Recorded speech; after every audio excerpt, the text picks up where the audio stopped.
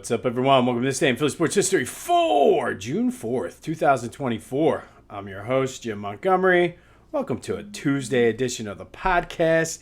It is Tuesday, so that means it's time for a little positivity / motivation. And it is graduation season, and being that my day job is in education, kind of wrapping up the school year, and I never like to call these graduations. Something I learned back when I taught in Philly middle school. I never like to call it an 8th grade graduation because to me, like, yes, it's a big accomplishment. However, it should not be the peak. So to me, I like to call it a move-up ceremony. So I'm currently in 3 to 5. So my 5th graders are moving on to middle school next year. So I like to call it, we had their 5th grade move-up ceremony. All of that is beside the point. But I don't like to call it, like I said, graduation, though, because to me, it's like, okay, you're moving up to middle school. You have more goals to accomplish. And to me, graduation means kind of like more of a finality of it. So I put together the move-up ceremony and always give them a little speech. And in our school, we have a PBIS, Positive Behavior Intervention and Support Plan. Likely your school does too. My kids, their mascot is the dragon, so they get sore wings. And basically, it's a way to kind of motivate the students and reward those that are doing the right thing for doing the right thing. So in our school, we follow what we call the 4 Bs. Be respectful, be responsible, be resilient, and be remarkable. And as I was giving that speech to them, it clicked in me. I'm like, this is good advice for everyone. So I thought I'd share some of the highlights from the speech, and hopefully there's some things you can take away. But under each of the 4 Bs, there's bullet points that really describe. And yes, they're more related to what we do as a school. But again, there's some things that we can take out for real life there. So be respectful. And that kind of goes without saying. And yes, especially in this day and age, I know it's hard to kind of be respectful to everybody because there's so many people that just don't listen, aren't respectful. But being respectful is, to me, listen to what people have to say because you never know. And so many times people talk down to people because of their job, their social economic status, whatever it could be. And you just never know the words of wisdom and the nuggets you can take from somebody. So I told the kids, be respectful and listen to everybody because you never know what you're going to be able to take away from that. Being responsible. And I think that goes without saying, but being responsible is more just take responsibility for your actions. You alone are responsible. Stop blaming other people and just whether it's taking care of your community, taking care of your kids, doing your job to the best of your ability, you alone are responsible for your actions. So just be responsible. And I think under there's a lot of things with integrity. And integrity is one of those things. We're probably going to get into integrity later this summer. But to me, it's one of my core values. And I think integrity to me is doing the right thing when nobody's looking. And it's easy to say, hey, look what I'm doing when people are watching you. But what do you do when nobody's watching you? Are you picking up the trash that you see? Are you taking care of your responsibilities? Whatever it may be. So be responsible for your own actions. Resiliency, we talk a lot about growth mindset in our school, and that means try. Don't give up. Don't say, I can't do it. And we say, you can't do it yet. And we've talked a lot on Tuesdays about just working toward a goal. Perfect example. Today, I was super happy. I'm still in the process of getting back into running, like I mentioned the other day. And I'm doing a lot of run walks. But today was the most I've done running. I did like a minute walk, 2-minute jog, 3-minute run. And then just repeated it over the course of 30 minutes. Had my best time. Almost went 3 miles in 30 minutes. I was very, very excited about that. But that's what the idea of a growth mindset is. Keep pushing, keep working, and know that you might not be able to do it now, but the key word is yet. And I've seen people say the power of yet and things like that. But it's cliche-ish, but it really does work. And learn from your mistakes. I told them, like I'm 45. I still make mistakes, and every day I make a mistake. and then you learn from it. I mean, if you go back and listen to the recordings and the archives from when I first started podcasting, I mean, the show, I mean, I'll say it, the shows were terrible, absolutely terrible. But I learned from those mistakes, and I would like to think I'm still not there yet. However, I think what I have going on is we're getting there. And just know on the road of life, there's going to be potholes, detours, traffic jams. You just got to figure out how to navigate them and get to where you want to be. And then finally, remarkable. It talks a lot about inspiring others. Be a role model. And it goes back to the integrity thing and doing the right thing even when nobody's looking. And it doesn't matter how small or how big. You can be an inspiration to anyone. And I told the kids, I said, you guys kind of are inspirational to me, because this fifth grade class, they were in first and second grade during COVID. And I could not imagine. Luckily for me, my kids were just missed it, and they were able to have a normal schooling. But I could not imagine those core and formative years of learning. They had no idea what was going on.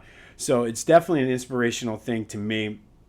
And I did go a little bit longer today with the Tuesday motivation, but just wanted to give you some highlights from that speech, because I do think it's applicable to us as adults in real life. And I think I kind of ended it for them with, as long as you're respectful, responsible, resilient, and remarkable, you're going to go far in life. And I think, as even though it's geared toward elementary students, I think we could take a lot from the 4 B's in our everyday lives and just do those little things every day to be better and just continue to grow. And it becomes easier, and you sort of, it becomes your norm. So again, like I said, it's kind of elementary-ish, literally, because I gave it to elementary kids, but I think there's a lot of takeaways you can take. Usually I would not go this long and give that many, but I do think it. So kind of just remember that in your everyday life as you go about this week. Follow the 4 B's, be respectful, be responsible, be resilient, and be remarkable, and you're going to be okay. And that is today's Tuesday positivity/motivation. All right.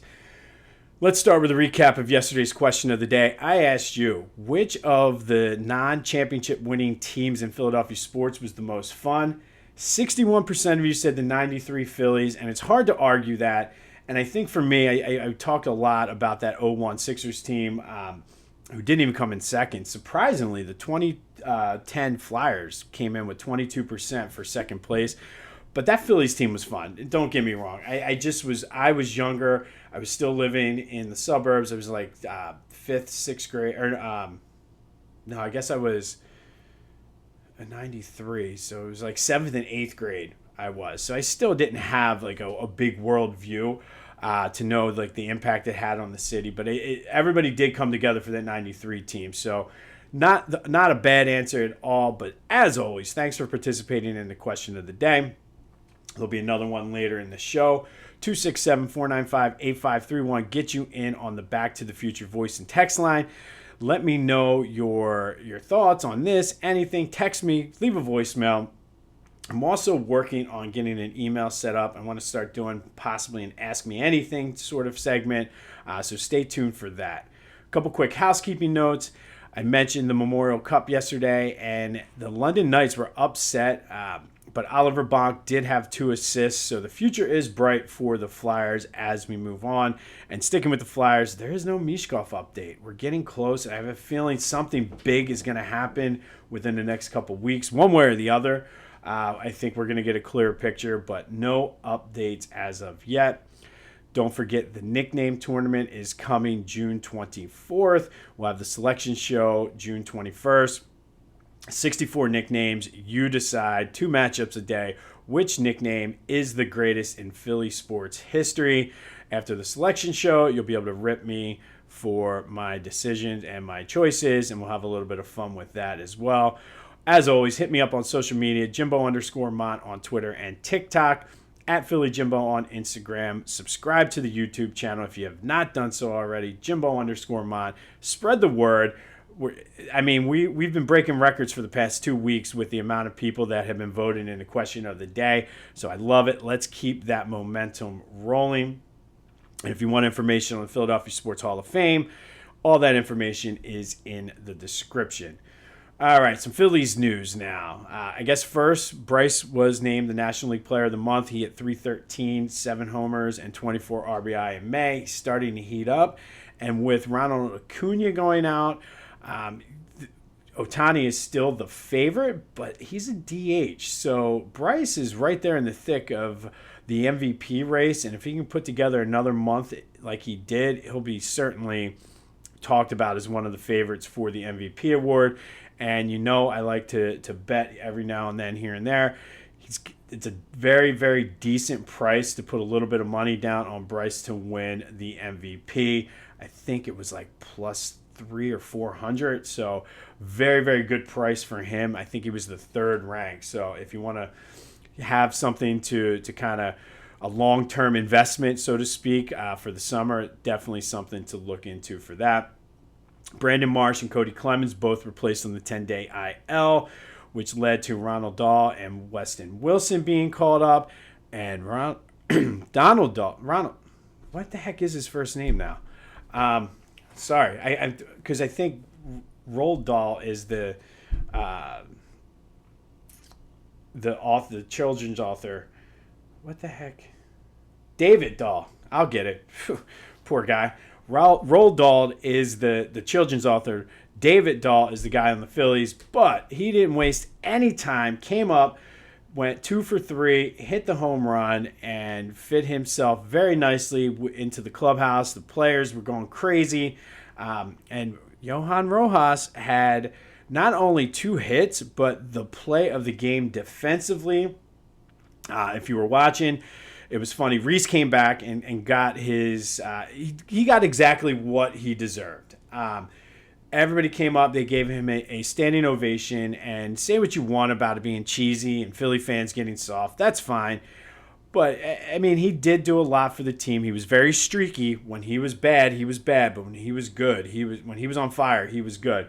So gave him a nice standing ovation. And I was happy to see everybody booing him when he hit a home run. As well we should have as fans. And then, of course, he came into the when he was going to the dugout, he gave the I love you sign, and everybody started cheering. And again, just like we should as fans. But he stole second on JT, which was a cool moment between the two of them. Next batter hit a ground ball up the middle. And, Johan Rojas, this throw was phenomenal. Like, I replayed it 3 times for my kids so they could see it, because it is exactly what you need to do as an outfielder. Completely laid out, threw it on a dime to JT, who got Rhys out. They had a little bit of fun with that. But overall, it was a pretty fun game.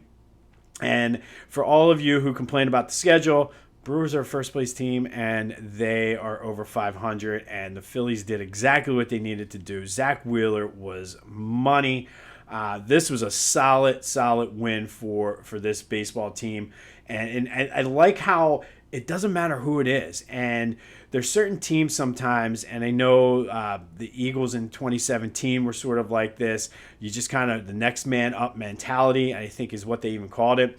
And for this team, it's the next man up. It's like, okay, Brandon Marsh goes down, David Dahl comes in, does his thing. Trey Turner goes down, Edmundo Sosa comes in and does his thing. And to me, that is a sign of a winning team. And I think this team showed me a lot yesterday in a big game, and an emotional game. Let's not, again, say what you want, but it was an emotional game. One of the guys that was the heart and soul of this team for how many years came back home and played well. Rhys played very, very well against the Phillies. He hit a homer, had a couple other hits, or at least one other hit, stole first. So good win for the Phillies. They are back at it today against the Brewers. Be sure to go to Philly Goat. Phillies are going to London this weekend. Can't get your London stuff in time for the series. However, I've been telling you, it doubles as 4th of July gear, and then get those shoes. Like, I cannot stress this enough. those shoes are way more comfortable than Hey Dude. So if you're a Hey Dude person, you got to check out these canvas loafers from Philly Goat. While you're there, use the promo code Jim Montgomery for 10% off your order. That's phillygoat.com.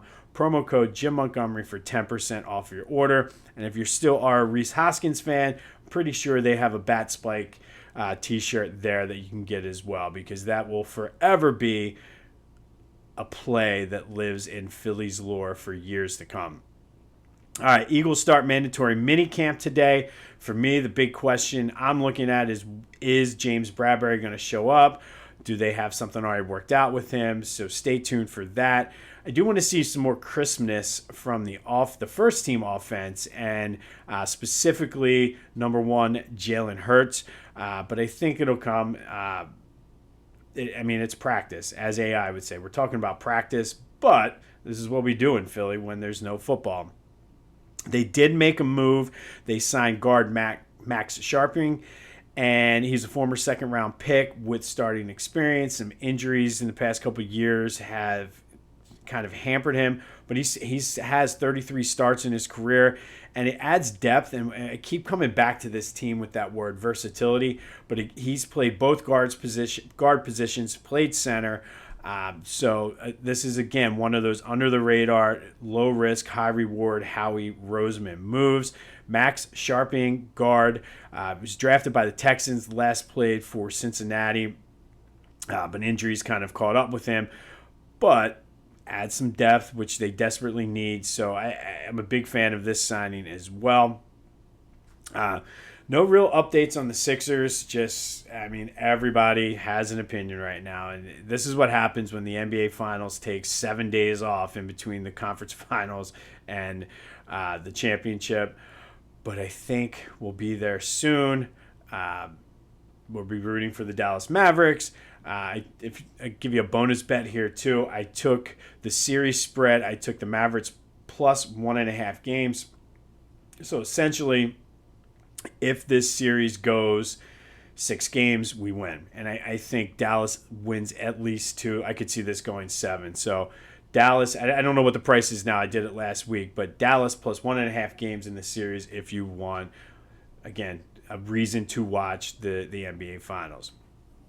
All right, today we're going to go back to 2013. And on this day in 2013, the Phillies beat the Marlins 7-3 down at Citizens Bank Park in 11 innings. The star of the game was John Mayberry. He came in to pinch hit for Lance Nix in the 7th inning. Struck out his first at-bat, and then in the bottom of the 10th, hit the game-tying homer to extend the game to 11 innings. And then in the bottom of the 11th, he would hit a walk-off grand slam. Ended up going 2 for 3 with 2 homers and 5 RBI. He was the first player to hit 2 home runs in extra innings since 1987. So think about that. 2 home runs after the 9th inning. He was the 10th Philly who hit a walk-off grand slam since 1945, joining Wally Post, Rick Joseph, Tony Taylor, Davey Johnson, Bo Diaz, Ozzie Virgil, John Kruk, Dale Murphy, and Kim Baptiste. Since then, Bryce has done it, most memorably his first year, that walk-off against the Cubs in the Powder Blues when he sprinted around. Maikel Franco did it in 2020, I believe, and then Brad Miller did it in 2021. I don't know if anybody's done it in the past 2 years, but John Mayberry was the star of the game, hitting 2 home runs, including the walk-off grand slam on this day in 2013, a 7-3 Phillies win over the Marlins. That 2023 team was a transitional team. You had some of the guys from the glory days still were on the team. Chase, they were getting ready to become or be traded for future pieces. This was the year that Charlie Manuel got fired, so it was sort of the end of the golden era, so to speak, was the 2013 season, and it just it took us a couple years to finally get back there. But on this day in 2013, Phillies beat the Marlins 7-3. John Mayberry hit 2 home runs in extra innings, including a walk-off grand slam. Finally today, let's take a trip down Phillies Memory Lane, and today's spotlight is Toby Borland. That's right, Toby Borland. He was a pitcher. He was a 27th round pick in the 87 draft. Spent 4 years with the Phillies from 94 to 96, and then he came back in 98. Mostly a reliever. He was solid. I mean, he was on some pretty shitty teams. But he had a 3.72 ERA in 149 games. The one thing I didn't like, he gave up 203 hits in 208 innings. That's not a very good ratio. Did have 7 saves. Had a 9-year major league career. Pretty solid, like I said. But his greatest claim to fame, I guess you could say, with the Phillies is he is the last Phillies player to wear number 42 before they took it out of circulation to retire in honor of Jackie Robinson. So Toby Borland, relief pitcher, is today's Phillies Memory Lane spotlight. Last Phillies player to wear number 42 before they retired it. All right, our question of the day. In honor of Rhys coming back to Philadelphia, we're going to take Brian Dawkins out of this because there's no way any of us would vote for anybody but Brian Dawkins. But Philly sports has had a lot of Hall of Fame players who have left Philadelphia either via trade, free agency. Sometimes it needed to happen. Sometimes it was the ownership. But if you could have any former or future Hall of Fame player never leave Philadelphia, who would it be? We got a pretty good list here, and if I'm missing anybody that you would add, let me know. But again, we're taking Brian Dawkins out of the equation. Would it be Charles Barkley, Eric Lindros, Reggie White, or Allen Iverson? Now, Allen Iverson comes with a little asterisk because I think he played for the Sixers 8 more times after he left. But which future Hall of Famer, Brian Dawkins is not available, would you have loved to have seen play their entire career in Philadelphia? Charles Barkley, Eric Lindros, Reggie White, or Allen Iverson? For me, it's not even close. It's number 92, the guy right there over my shoulder, if you can see him on top of the white shelf. Reggie White, I wish, and the whole thing, and depending on who you believe, he never wanted to leave in the first place. But let me know your thoughts on that. 267-495-8531. Text me, leave a voicemail on the Back to the Future voice and text line. If I forgot somebody, let me know that too. But which future Hall of Famer do you wish would have played his whole entire career with Philadelphia? Charles Barkley, Eric Lindros, Reggie White, or Allen Iverson? Let me know your thoughts. You can also hit me up on social media. Remember, Brian Dawkins is not available. On this day in 2013, Phils beat the Marlins 7-3. John Mayberry hit 2 home runs in extra innings, including the walk-off grand slam. Eagles kick off minicamp today, mandatory minicamp. So we're excited to see who shows up and who doesn't. The story is always who doesn't show up. But I'm really, like I said, looking at James Bradbury to see which way and how this is going to play out. Phil's back in action against Rhys and the Brewers tonight, and that is the reasoning behind our question of the day. Which future Hall of Famer do you wish would have played their career in Philly? Charles Barkley, Eric Lindros, Reggie White, Allen Iverson. Call me on the Back to the Future voice and text line. Text me 267-495-8531. Remember, Brian Dawkins is not available. We will have more on all things Philly sports tomorrow. Be sure to follow the 4 Bs. Be remarkable, be responsible, be resilient, and be respectful. Oh, no, I got them out of order. Respectful, responsible, resilient, and remarkable. And you'll do great things in life. That is our Tuesday motivation for today. Be sure to like and subscribe. Spread the word. We're trying to make this nickname tournament a thing of beauty.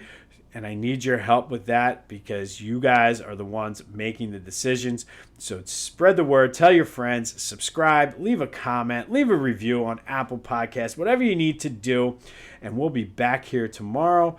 This has been This Day in Philly Sports History for June 4th, 2024. I'm Jim Montgomery. Go have yourselves a Tuesday. And until next time, I'll see you when I see you.